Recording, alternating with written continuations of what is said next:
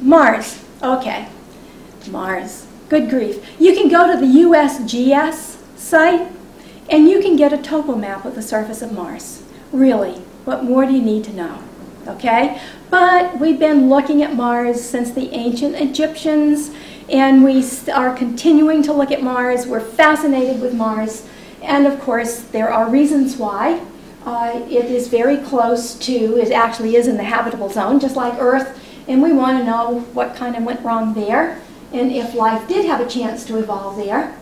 So we have done an awful lot of studying and sent an awful lot of missions to Mars, studying the North Polar ice cap. We have studied the seasonal changes in the North Polar ice cap as the carbon dioxide is sublimated every year, leaving the water behind, and then accumulates again according to the tilt and the seasonal changes on Mars.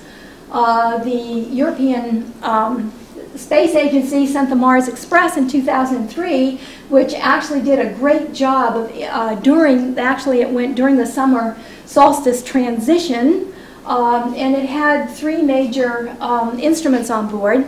And I've got this on here just to remind you that it's kind of important to know some of the major instruments and what those instruments were collecting for data and how that contributed to our knowledge of how water formed and moved over surfaces and created specific features.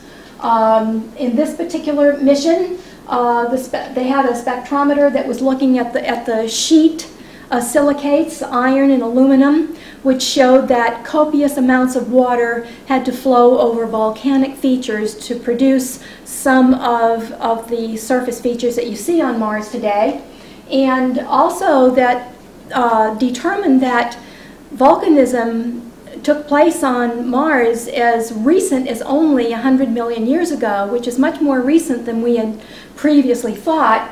And because this spectrometer, the PFS spectrometer, found traces of methane, it is thought that there might still be subsurface volcanism going on Mars. So you see, this will give you the idea of how you need to know the mission, some idea of the instrumentation, and how they contributed to our knowledge of these specific features on Mars. Here we have the South Polar Cap. And we sent them the Mars Odyssey mission, went to the South Polar Cap and did a lot of, collected a lot of data, and especially during the spring thaw, found all of these, with the Themis system, found these really bizarre structures which are now known to be sand jets. During the spring thaw, when the carbon dioxide sublimates, and you've got all this rocky, and remember, Mars has a lot of windstorms, so a lot of dust storms, so dust moves around a lot. And when the carbon dioxide, condensed there, it had debris in it too. So when the carbon dioxide sublimates, it eliminates these jets of dust that get thrown up into the air. These plumes then settle down onto the surface in the polar region, and you can determine the velocity and the wind direction by looking at the remnants of those jets. So those are pretty cool. There have been determined to be massive glaciers in the equatorial region of Mars.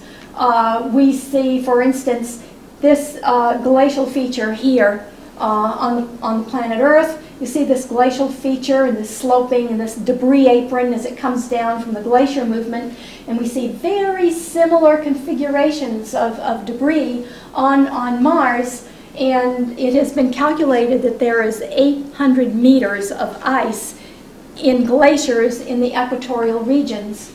The Phoenix mission landed close by right here to the polar region and determined that there's probably a huge amount of permafrost here because of all of these polygons, these kind of hummocky areas that are very extensive and look very suspiciously like the permafrost regions that we have in the Arctic that leave these polygon regions behind as the water freezes and thaws and freezes and thaws with the seasons.